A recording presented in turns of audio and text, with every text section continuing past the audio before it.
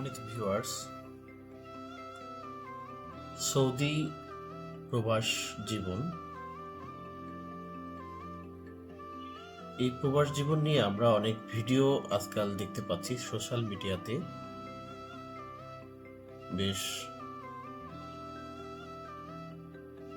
সাড়া জাগিয়েছে। অনেকেই প্রতারক চক্র, দালাল বা আদম ব্যবসায়ী যারা অসাধু, তাদের খপ্পরে পড়ে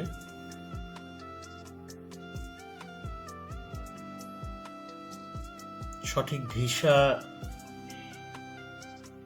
না বুঝে নিয়ে প্রবাস জীবনে গিয়ে এই কষ্টের কথাগুলো বলছেন।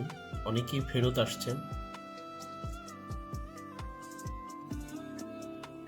তেমনি কেউ কেউ না আসতে পারতেছেন না, কেমন করতে পারতেছেন, ওখানে থেকেই পরিবারের উদ্দেশ্যে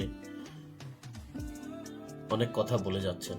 কেউ দালালকে দায়ী করছেন, কেউ পরিবারের যারা এই বিদেশ আসার জন্য বাধ্য করেছেন তাদেরকে নিয়েও কথা বলছেন।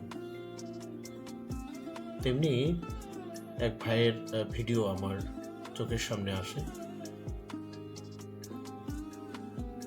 উনি তার পরিবারকে দায়ী করছেন এই প্রবাস জীবনে, কষ্টের জীবনে ওনাকে রাখার জন্য। আপনারা ভিডিওটি দেখুন। আসলে কি পরিবার দায়ী থাকে? আপনি যদি পরিবারের অভিভাবক হন, আপনার তো একটা রেসপন্সিবিলিটি থাকবে। আর আসলে কি পরিবারের সবাই অনেক উচ্চাভিলাষী হয়, যে কারণে প্রবাসে আসতে বাধ্য হতে হয়? শুনুন উনি কি বলছে, আমরা দেখে আসি। আমি এখন যে সৌদি আরব কষ্ট করতেছি, এই কষ্টের জন্য আমার পরিবারের লোকজন দায়ী। কারণ তারা আমার জোর করে এখনো রাখতেছে টাকার জন্য। আমি আপনাদের কাছে আসল কথা বলে দিলাম, আমি বর্তমানে খুবই অসুস্থ আছি।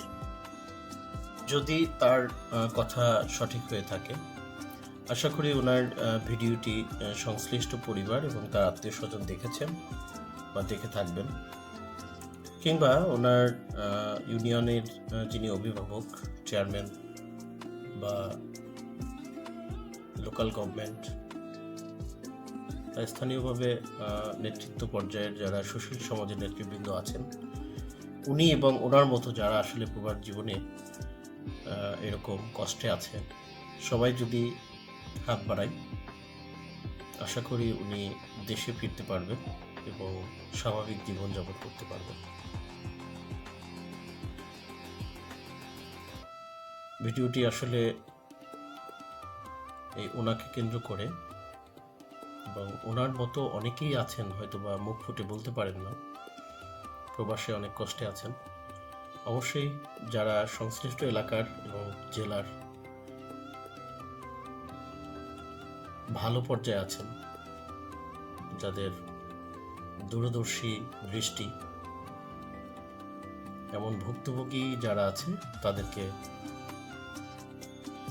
এই দেশের মাটিতে স্বাভাবিক জীবনযাপনে ফিরিয়ে আনার জন্য সহায়ক হবে। আপনাদেরকে ধন্যবাদ।